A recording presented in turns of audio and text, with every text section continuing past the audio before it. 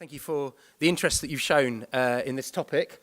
I feel that, in one sense, that you've probably come to the Holy Grail session, asking the answers to the eternal question, how to achieve best practice in procurement. I sincerely hope that you will come away from here a little more enlightened than when you came in. At the same token, I kind of realised that we're almost setting ourselves up to fall by having such a sort of broad title. But I will clarify exactly what we're going to bring to you, myself and my colleague Peter, over the course of the next 20 minutes. So I do hope you'll enjoy what we have to say, and I do hope that you'll engage with us on our stand later and come and talk to us and see if we can help you in your journey towards digital transformation and achieving better practice. So I'm Graham Bell. I work with Capita Integrated Business Solutions. We're a division of Capita. My role as the client engagement manager, same as my colleague Peter, is really to head up Capita's engagement with clients in the private sector where we're focused. You're probably familiar with Capita Group PLC, and I'm not going to talk too much about that, thankfully, but you may think of Capita as a public sector BPO organisation, which indeed we are, and we've got a strong heritage of that for the last 30 years. Capita Integrated Business Solutions is a small division that sits within the group. We were acquired by Capita around 7 years ago. And as such, we sit within the Digital and Software Solutions division of the company, which a little known fact is that we are, in fact, proud to be the second largest software supplier in the UK, with revenues of just under £600 million, over 4,500 employees and lots of offices all over the UK. So there you go. We're second only to Sage, for that matter, if you were wanting to know. We thank you for your interest in us, and I think it's probably fair to say we're not necessarily the best known, or perhaps one of Capita's best kept secrets. So I hope you'll at least go away a little bit more enlightened about how we can potentially work with you. So the topic today is towards best practice in procurement, and that's obviously a pretty, as I said, a large and broad sweeping statement. What we'd really like to do is focus on three particular areas that affect the procurement professionals that we engage with on a day-to-day basis, and those particular areas are on the screen there behind me. I'm going to split the presentation into two sections by covering the fraud area of the topic of fraud, and I'm going to hand over to my colleague Peter to talk to you around analytics and the mobile piece as well. I think in terms of trying to frame what we mean by best practice, I think it's probably fair to say that we're all on a journey at different stages in our organisations of moving towards better practice. If you feel that you've attained that best practice, then you're more qualified to stand here than certainly I am today, and I would welcome trading places with you, and I'd love to hear your insights. But in terms of a definition, if you like, of better practice, I think it's being able to deliver a service as procurement professionals to our organisations that achieves or exceeds the metrics and the KPIs that you set for yourselves by doing that with continuous improvement year on year. And by that I mean essentially being able to deliver that service at a reduced cost year on year. I think that's a fairly good working definition of better practice. In terms of fraud, I'm just sharing with you some what I think are quite shocking statistics. These came out of a recent survey conducted in 2016 by the University of Portsmouth, and it's a publication called the Annual Fraud Indicator. As you can see, the numbers are big and they're shocking. On a global scale, we're talking about potentially trillions of pounds lost through to fraud, just in the area of procurement. And in the UK, you can see the figures for yourself. Interestingly enough, I think probably about 70% or more of that figure on the right actually relates to private sector. So there's still a significant issue in the public sector and in charities as well. But we're going to focus particularly on private sector today. And procurement fraud is said to be the second most significant economic crime, second only, I think, in fact, to tax evasion. It's a big topic, and we don't have time or scope to cover that in any detail. So I'm really just going to run through this very, very quickly, just to give you some sort of high-level overview of what we're talking about when we mean procurement fraud. And I'm especially talking in the context of the P2P cycle.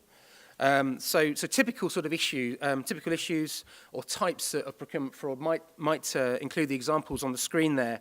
Essentially, we will be looking at bribery and invoicing scams, which can happen in high-value contracts and procurements.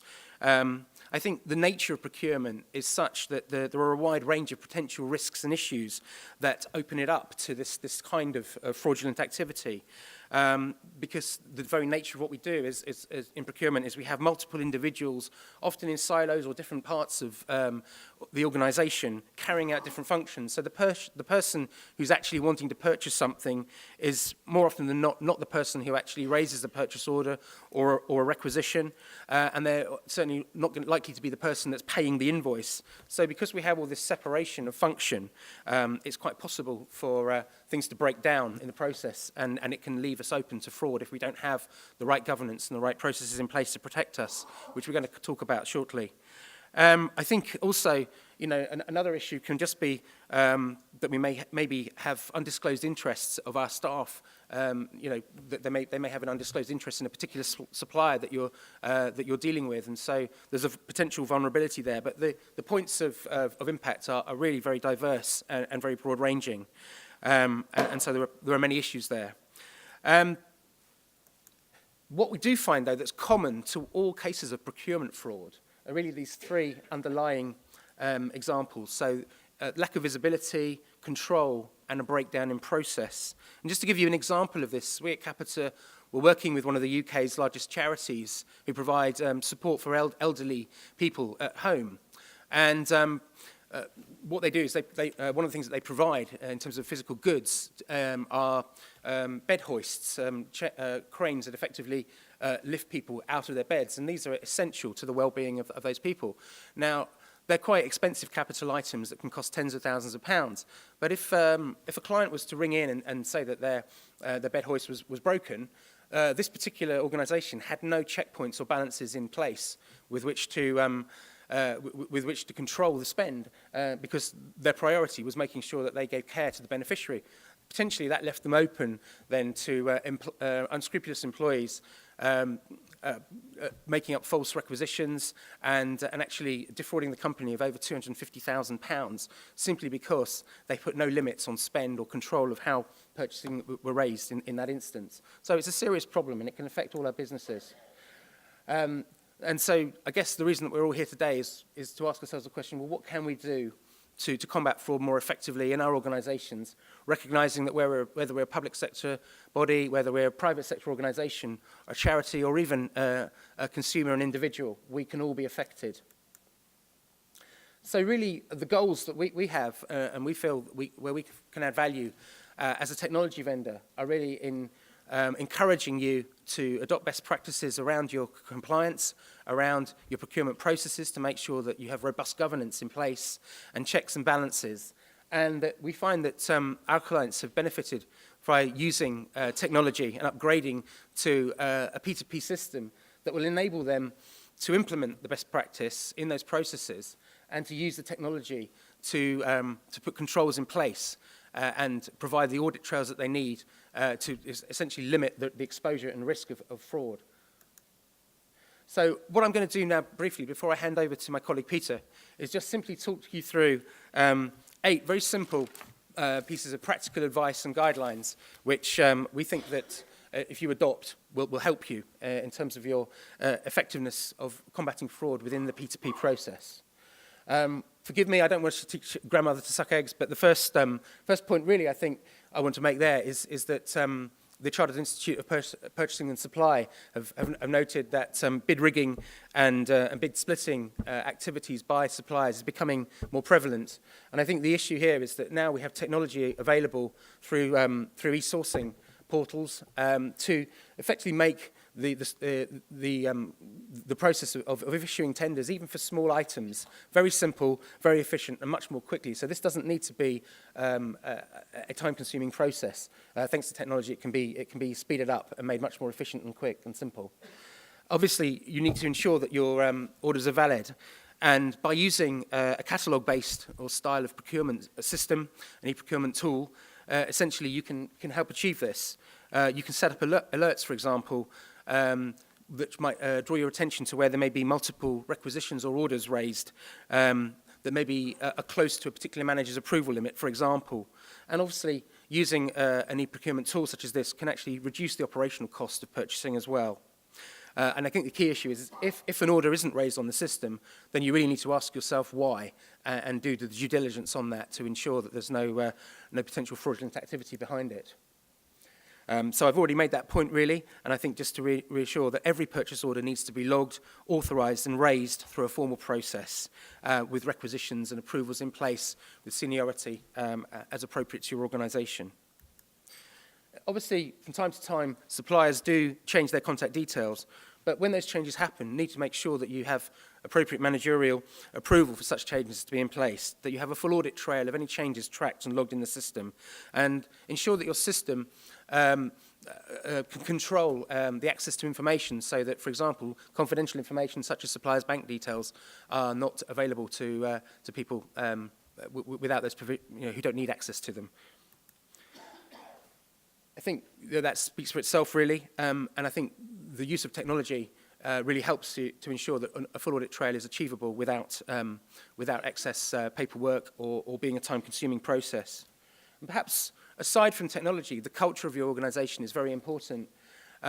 Do your employees know the processes and policies that you have in place and procedures for whistleblowing? Do you engender a culture where they feel safe to come and potentially report suspicious or fraudulent activity, particularly if they suspect it may be happening at a senior level in the organisation? It's very important that our cultures reflect an openness and a transparentness to encourage that kind and facilitate that kind of communication.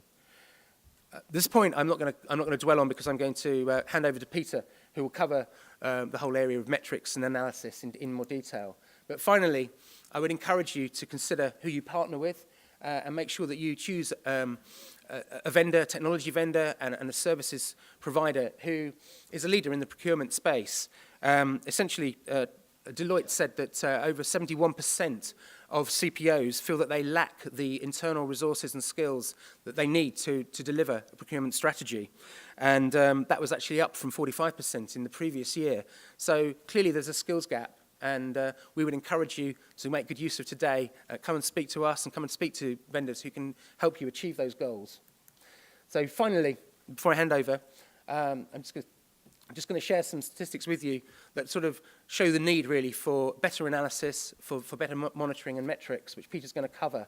But it seems that you may well identify with this, that up to a third of organisations actually don't have the necessary tools in place to do the monitoring and the metrics that are required to really look in depth and understand if and where fraud is happening in their organisations. Fraud represents about 5% of a typical organisation's spend. So the chances are it's happening in your organisation. The question is whether or not you're aware of it.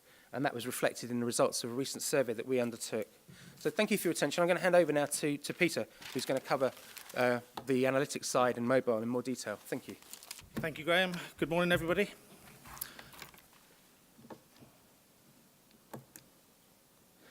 So I'm Peter Steadyford, part of Capita, part of the Integrated Business Solutions Division, same as Graham. I'm going to cover a survey that we did for the private sector and share some of the results and just have a look at some of the insight to it in about 15 minutes. So bear with me if we fly through it. And by all means, come to the stand to talk further about it. The private sector survey to a range of industries. It was to C-level and departmental managers in finance and procurement, and it was across the piece. We have taken the results from the survey. It was from exec survey, so Capita weren't the sponsors or weren't declared as the sponsors until the publication was made, and then obviously we've been engaging with the respondents ever since. So just looking at this one very quickly, I think the results of the first question as to what's in the scope of your e-procurement, I think speaks for itself. There's a lot of expected results up there, but the analytics and the BI one is the one I want to focus on at 29%. 71% do not have analytics and BI in their business. So let's have a look at that further. Now, I know from experience of working with customers in the past that some people struggle with the KPIs. Some of them put in systems and they don't necessarily know what they're trying to measure. They don't necessarily know what the reports require. And that's where projects can fail. So from a KPI point of view, we ask the question, what are the most important? And they generally fit the profile we would expect. So towards the bottom, you've got the accounts payable, you've got processing, you've got the metrics really for procurement and efficiencies. And towards the top, maybe more of an external outward viewpoint on suppliers, having a look at value per spend, by supplier, by category. And obviously, I'm not going to tell you what that means to procurement.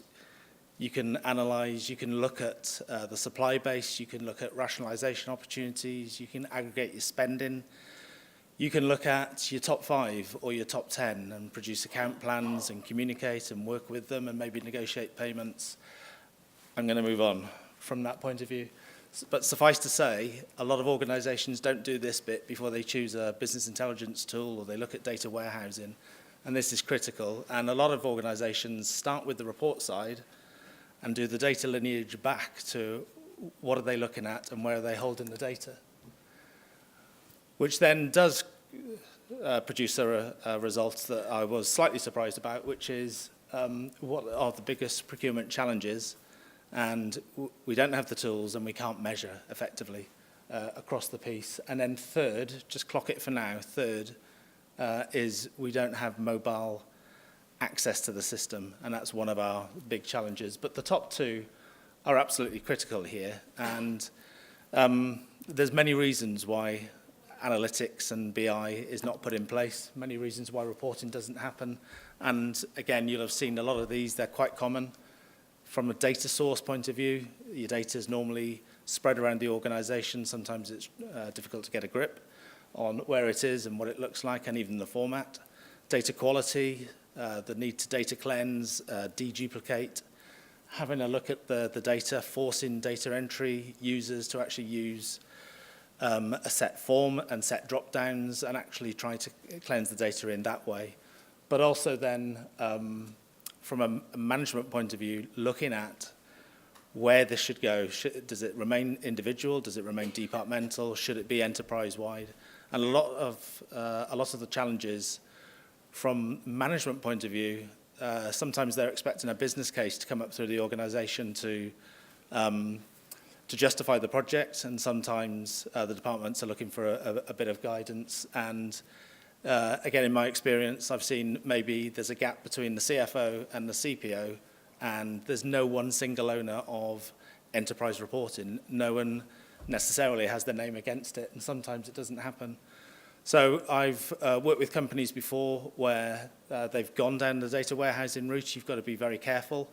The projects can be a huge overhead, but also a book publishing company that I work with, they did phase 1 and the business changed, and in the time it took them to get anywhere near the middle of phase 1, phase 2 was required, and they never really ended up delivering to the business. It's just a nature of the size of the projects, I suppose. From a technology landscape point of view, organizations have legacy systems. The data can be difficult to pull out. Working with an aerospace company where they had a legacy system, they could get the data out, but it was just not in a format that they could even read or run, let alone analyze for decision-making purposes. And they literally had to go through the pain of putting a war room together. They had A3 blue tack to the walls. They had all their department managers into the room to decide what are we actually measuring, because this is going to be a big project. We have to minimize the cost. And it came from that. But one of the reports that appears on the management PowerPoint in their board meeting at the end of the month, from the start of the month, had 168 little bit of actions that happened in a spreadsheet here and a bit here and a bit there.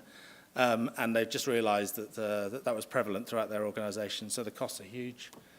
And just moving on quickly from a time point of view, control, access, skills, and complexity. So what are you trying to measure? What are your KPIs? where is that data, work back from the reports. And the complexity can be huge, even in a data warehouse. The complexity around actually deciding where a bit of data has come from and actually having the audit trail and the data lineage to go back to the source system. And a lot of the requirement for these systems and for analytics and BI generally is masked by, on a monthly basis, people are fixing the data once it comes out of the core system, and they fix it, and the following month they'll fix it again. And the practitioners, the consultants I work with, are absolutely passionate about the fact that that needs to go back to the owner of the data system that it's coming from. It needs to go back, fix the data, and everything else will improve from a process point of view. So it really depends on where you are within this diagram, and this isn't the best diagram in the world, but it just says a little bit about maybe the more complex your requirements, the more you'd end up towards me within a data warehouse area. So there is an improvement, believe me, in the core operational systems, ERP and P2P. If you think back to the mid-90s, where you had the systems, but very transactional, couldn't necessarily write reports easily. I think my first iteration of that was using a report generator, which sounds horrific, and it was. And actually getting the data out, along came the sort of BI tools. Excel, I know, has its faults in many ways, in terms of maybe incorrect formulae and the management of that. But actually the process of going through and using the improved tools within Microsoft Excel and Office generally, Office 365, starts bringing with it Power Pivot, Power Maps, you've got Power BI. And so there's a lot of blurred barriers here. These aren't set boxes. If anyone knows JET reports, there's two versions of JET. Well, there's three versions of JET, two I want to talk about. The first one is Excel-based. There's a plug-in to Excel, and it runs live over a database. Some people shy away from that. There's a data warehouse version as well called JET Enterprise. And the more complex your requirement, there's full OLAP cubes at the back of Excel, and the users slice and dice. The complexity comes in where you need to be able to manage and you need to audit the details. So if anyone's used business objects, you have a universe. If you use Cognos, you have a catalog. And all of these tools, whether it's Tableau, whether it's ClickView, and ClickView is a classic because they talk about ClickView possibly being a data warehouse. It's not. It uses data warehouse practices, which is a completely different way of doing it, but very powerful. It's in memory. It's an OLAP cube. You can slice and dice. It's very, very comprehensive in its makeup. But the data warehouse changes everything because the thought has gone into the extraction, the transformation of that data within a data warehouse structure, and then the reporting sort of falls out the back of that. But make no bones about the time it will actually take you to decide what you want in that data warehouse and how you're going to do it. And really, this is where the sort of management comes from. Capita has started the process with our customers within our core system. We have the group categories of efficiencies and process improvement. We've got action plans down the bottom. So these are metrics that we've started. This is effectively phase 1 with our customers. There's phase 2, there's phase 3. There's a whole rollout and roadmap for the future within this. And from a mobile point of view, this was one of the questions we asked as well. But again, we were quite surprised from the low adoption of mobile within the customer base, but also from the survey point of view. So it's not that the systems aren't necessarily available, it's that people aren't necessarily using it. And management information reporting and analysis is 10% each. And the rest, as you expect, are sort of where they should be, invoice approval and workflows. Again, only at 12%, so it's not big. And mobile solutions, naturally, you'd think, would save time, so why aren't more organizations adopting it? Approvals on the go from mobile technology, and low maintenance. So the decisions you have to do as organizations is, do you have it in an app on your mobile, or do you have it as a web environment and a web page? Because if you're doing approvals, are you not likely to want to be linked to the live system? Whereas an app generally will do offline, and that's generally why people opt for that area. And maybe, just maybe, analysis and business intelligence and dashboards is what will bring on mobile adoption now as more and more bring that to the fore. Capita have one. We have a full-blown mobile solution, so we have the analytics, the mobile. We also have expenses as well, and so I've mentioned it at the bottom. And again, this might bring on people being able to create expenses, expenses being able to be approved, and it's on the go, and it's at a glance reporting. It's having a look at top-line figures. Maybe a senior manager in the morning can just have a look at a dash. Is it red? Is it amber? Is it green? And he knows what sort of day he's going to be having.